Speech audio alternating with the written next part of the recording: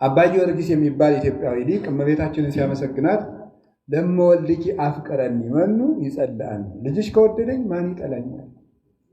ፀሐይ ይሴብሐኒ ወወርኅ ይባርከኒ ወከዋክብት ይቀድሱኒ።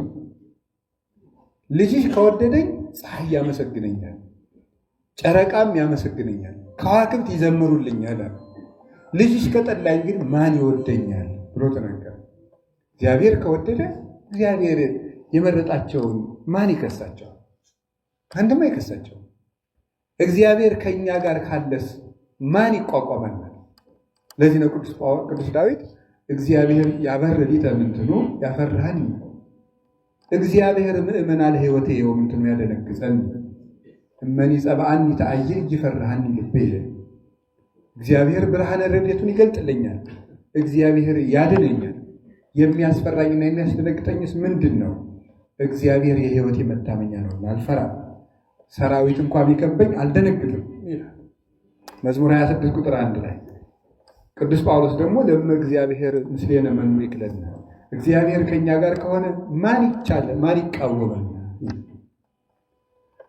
እንዲህ ያለው እግዚአብሔር ከኛ ጋር ሳለ ሁሉ ቅርባችን ነው። መላእክት ሁሉ አብረው ከአዳም ጋር እየመጡ ደህና አደርክ አዳም፣ ደህና ዋልክ አዳም እንደሚል ጎረቤት አብረውት ያመሹ፣ አብረውት ይውሉ፣ አብረውት ያድሩ ነበር።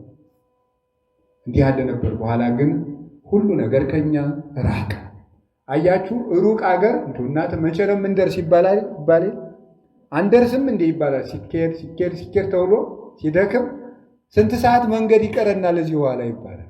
ዳዊት እንደዚህ ብሎ የእግዚአብሔር ነገር ቢርቀው አምላኬ እገይ ሳቤከ ጸማት ነፍሴ ለከ ማይዚ እበጽሕ ወሬ ገጾ ለአምላኬ፣ ፈጣሪዬ ወደ አንተ ገሰግሳለሁ፣ ነፍሴ አንተን ተጠማች።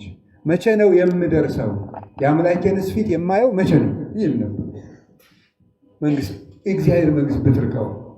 አሁን እግዚአብሔር እንዲህ እያሉ ቢለምኑት 5500 ዘመን ሲፈጸም ትንቢት ተቆጥሮ ሱባኤ ተቆጥሮ ትንቢት ተነግሮ ሲያልቅ ወተወልደ በቤተልሔም በከመ ትንቢተ ነቢያት፣ ነቢያት ትንቢት እንደተናገሩ በቤተልሔም ተወለደ። አሁን መንግሥተ ሰማያት ቅርብ ሆነች። መንግሥተ ሰማያት ቅርብ የሆነችው ክርስቶስ ወደኛ ስለቀረበ ነው። አምላክ በእኛ ሥጋ ስለመጣ ነው። በእኛ ሥጋ ስለታየ አሁን መጣና ምን አለ መሰላችሁ? ነዋ ወንጌለ መንግሥቱ ለእግዚአብሔር የሚባለው እኮ ነው።